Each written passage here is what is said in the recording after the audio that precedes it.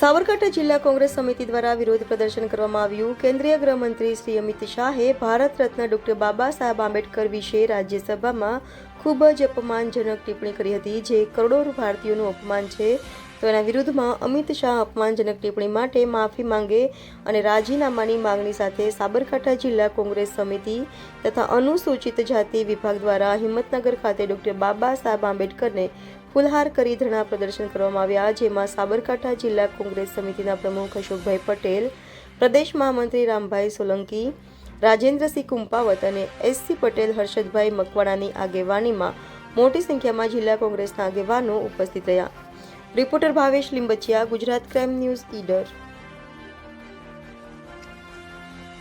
ભારત સરકારના ગૃહમંત્રી માનનીય અમિતભાઈ શાહ દ્વારા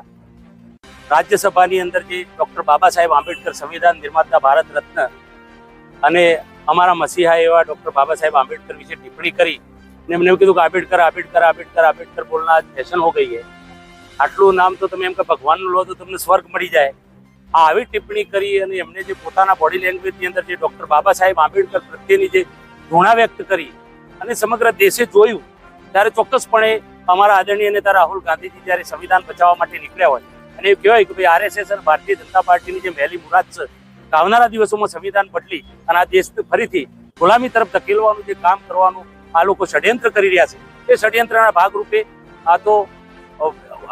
એમના પોતાના અંદર જે હતું એ હૈયે હતું એ હોઠે આવી ગયું અને પોતે બોલી ગયા, એટલે એમનો જે એજન્ડા છે એ છૂપો એજન્ડા બહાર પડી ગયો। એટલે ભારતીય જનતા પાર્ટીના ગૃહમંત્રી માનનીય અમિત શાહ માફી માંગે અને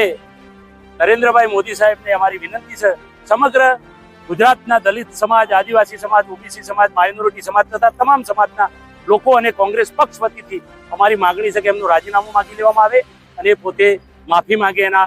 સંદર્ભમાં સાબરકાંઠા જિલ્લા કોંગ્રેસ સમિતિ અને અનુસૂચિત જાતિ વિભાગ દ્વારા આજે આ ધરણાનો કાર્યક્રમ રાખવામાં આવેલો છે। એમનું રાજીનામું માંગવા માટે ધરણા અને પ્રદર્શનનો કાર્યક્રમ યોજવામાં આવ્યો છે। રામભાઈ સોલંકી, ઈડર।